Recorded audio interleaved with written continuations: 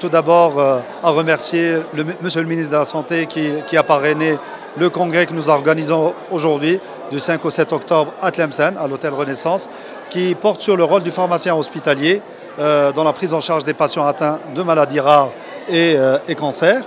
Et donc ce congrès se veut riche en partage et en échange, à savoir la présence de plusieurs professionnels de santé impliqués dans cette prise en charge de ce type de pathologie, donc que sont les médecins, différents types de spécialités, des oncologues, des hématos, des neurologues, des pédiatres, et des médecins dans le diagnostic, tout ce qui est biologie, et le pharmacien hospitalier, en bout de chaîne, qui va clore en fait un peu le chaînon de cette prise en charge de ce patient qui va être au cœur et au centre des intérêts de ces professionnels de santé. Alors le pharmacien hospitalier qu'a formé l'Algérie a plusieurs compétences. Vous avez des pharmacologues, des galénistes,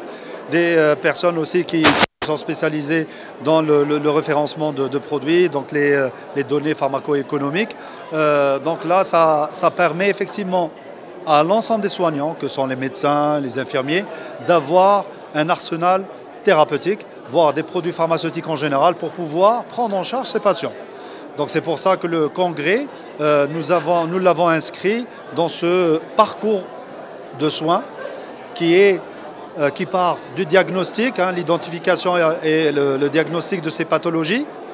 Quels sont les diagnostics biologiques, quels sont on va dire les produits pharmaceutiques utilisés dans les laboratoires pour pouvoir identifier. Donc ça va vraiment du simple réactif à des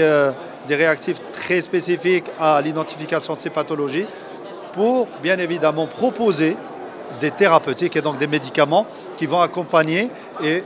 on va dire espérer améliorer la qualité de vie de ces patients qui restent quand même assez, on va dire, très handicapés par ce type de pathologie.